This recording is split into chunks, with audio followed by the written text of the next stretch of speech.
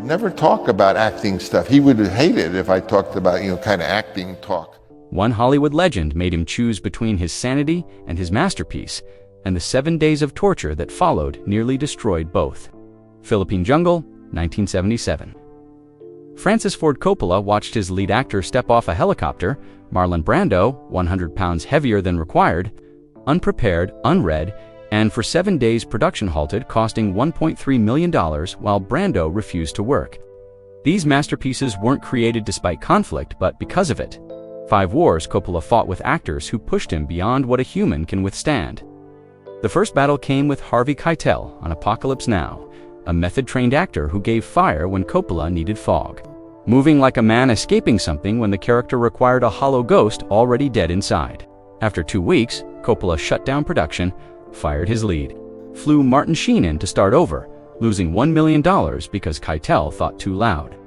Then Brando, on The Godfather, the man Coppola risked his career to cast, despite Paramount forbidding it, refused to memorize lines, forcing crew to tape cue cards to actors' foreheads during close-ups. Experimenting with voices like a child with a toy, Coppola admitted, "Marlon tortured me, made every day a negotiation. But when cameras rolled, he gave something no one else could." 7 years later, on Apocalypse Now, Brando arrived 300 pounds, hadn't read Heart of Darkness, the novel the film was built on, and production halted 7 days while Coppola taught him the basic text. Brando refused to be shot in full light, self-conscious about his weight.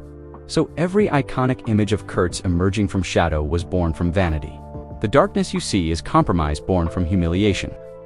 Frank Sinatra never stepped on a Coppola set but declared war on The Godfather, believing Johnny Fontaine was based on him, using his power to stop the film, calling studio heads, leveraging political connections. When introduced at Chasen Restaurant, Sinatra called Coppola an upstart punk-making garbage, a declaration he carried to his grave 26 years later. Kathleen Turner, on Peggy Sue Got Married, taught Coppola humiliation when his studio had declared bankruptcy, forcing him to become a director for hire. Turner decided to speak in a high-pitched, childlike voice. Coppola hated it. She refused to drop it.